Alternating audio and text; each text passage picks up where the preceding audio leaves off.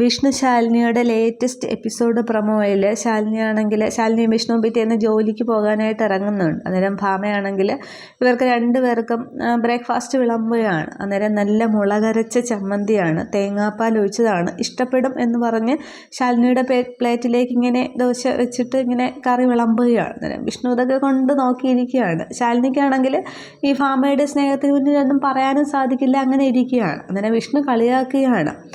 അമ്മായിയമ്മ മരുമോൾക്കുണ്ടാക്കിയ special ഐറ്റമാണ്, തട്ടിക്കോ എന്താ ഒരു സ്നേഹം എന്നൊക്കെ പറഞ്ഞ് വിഷ്ണു ഇങ്ങനെ കളിയാക്കുകയാണ്. പക്ഷെ ശാലിനി ഒന്നും മിണ്ടുന്നില്ല.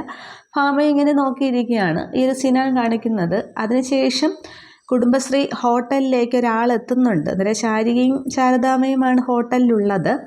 അന്നേരം ഇയാളാണെങ്കിൽ അവിടെ ഹോട്ടലിനകത്തു നിന്ന് തന്നെ പുക വലിക്കുന്നുണ്ട്. എന്നിട്ട് പറയുന്നുണ്ട്, ഞാനേ ഗോപാലകൃഷ്ണൻ്റെ സുഹൃത്താണ്, പേര് വേലായുധൻ, പറഞ്ഞാൽ മതി അറിയാം എന്നിങ്ങനെ പറഞ്ഞ് അയാളങ്ങ് ആ പുകയുടെ സ്മെല്ലും ഇതൊക്കെ ആകുമ്പോൾ ശാരികയ്ക്കും ഇങ്ങനെ ഇഷ്ടപ്പെടാതെ ഇങ്ങനെ നോക്കി നിൽക്കുകയാണ്.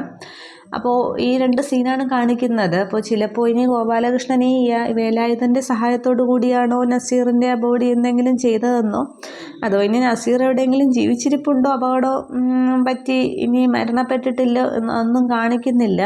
അപ്പോൾ എന്തോ ഒരു രഹസ്യമൊക്കെ ആയിട്ടാണ് ഈ വേലായുധം വരുന്നത്. അതിന് ഗോപാലകൃഷ്ണൻ കാണുമ്പോൾ ഇനി ആ ഒരു പെരുമാറ്റം കാണുമ്പോൾ അറിയാം എന്തെങ്കിലും മറച്ചു വയ്ക്കുന്നുണ്ടോ എന്നുള്ളത്.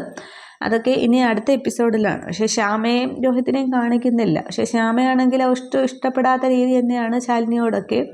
അതിന് ശാലിനി ഇനി വിഷ്ണുവിനോടൊക്കെ പറയുമ്പോൾ ഭാമയുമായിട്ട് സംസാരിക്കുമ്പോൾ എന്തെങ്കിലുമൊക്കെ ഉണ്ടാകുമോ എന്നുള്ളതാണ്. അതോ ഇനി പപ്പിയുടെ കാര്യം കൂടി സത്യഭാമ അറിയാനുള്ളൊരു സാഹചര്യം ഉണ്ടാകുമോ എന്നുള്ളതാണ്. അതൊക്കെ എന്തായാലും കാണാം, എന്താണെന്ന് നോക്കാം. Okay, thank you.